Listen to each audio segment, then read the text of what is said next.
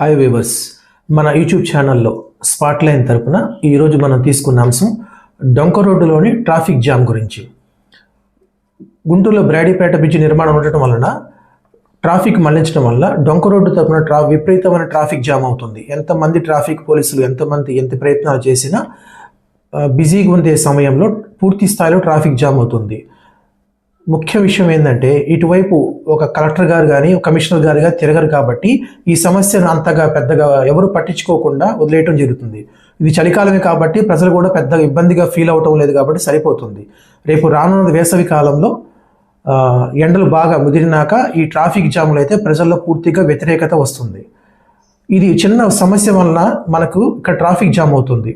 ఇక్కడ 3 వంతుల కింద సుమారుగా ఒక 20 అడుగుల పాటు రోడ్డు చాలా విచ్ఛిన్నమైపోయి గుంతలమయం అవటం వల్ల బాగా ట్రాఫిక్ జామ్ అవటం వల్ల బండ్లు అక్కడ దాకా వచ్చి నిదానం అవటం వల్ల ట్రాఫిక్ జామ్ అవుతుంది. ఈ చిన్న సమస్యని అక్కడున్న ట్రాఫిక్ పోలీసులు వాళ్ళు పట్టించుకోలేదు.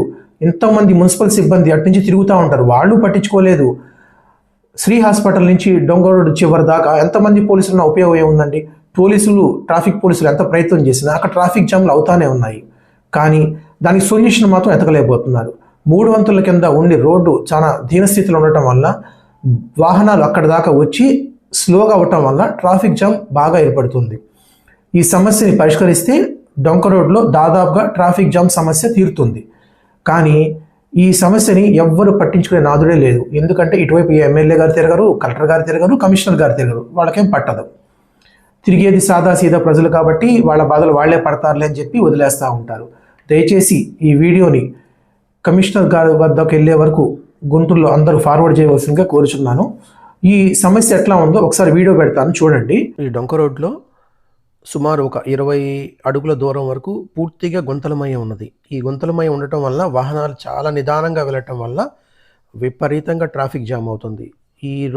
ఈ గుంతలు దాటంగానే మరలా వాహనాలు వేగంగా వెళ్ళిపోతున్నాయి. ఈ చిన్న సమస్యని కూడా మున్సిపల్ సిబ్బంది కానీ ట్రాఫిక్ పోలీసులు కానీ పట్టించుకున్న పాపానే పోలేదు. ఎవరు బాధలు వాళ్ళు పడతారని చెప్పి జనానికి అలా వదిలేసి సోద్యం చూస్తున్నారు. దయచేసి ఈ సమస్యని ఇప్పుడైనా పరిష్కరించగలరని చెప్పి కోరుకుంటున్నాం. చూశారు కదండి వీడియో. ఇంత గుంతలమై ఉండటం వల్లే డొంక రోడ్లో ఎక్కువ శాతం ట్రాఫిక్ జామ్ అవుతుంది.